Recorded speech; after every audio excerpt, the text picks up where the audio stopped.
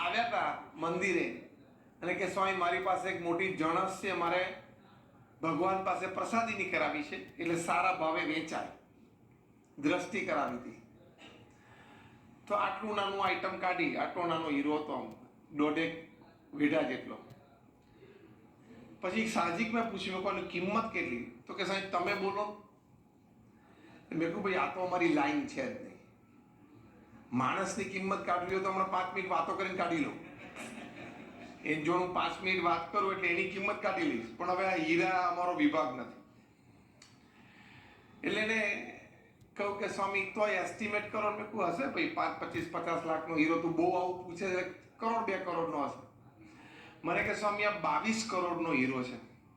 આટલો નાનો હતો, 1.5 વીઘા જેટલો. 22 કરોડનો હીરો. મેં રસ્તામાં હમણાં આ પ્રસંગ કહેલો.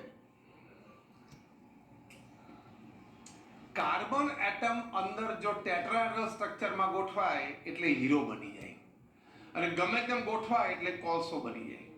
હવે આવો એક 22 કરોડનો હીરો હોય, એમાં કેટલા કોલસા આવે, કેટલી ટ્રક આવે?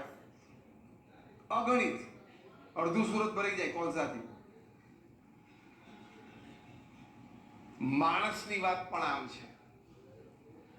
દરેકના શરીરમાં લાલ લોહી દોડે છે. દરેકને ભગવાને બુદ્ધિ, શક્તિ, આવડત આપ્યા છે. દરેકને કાન, નાક, આંખ, હાથ, પગ આપ્યા છે.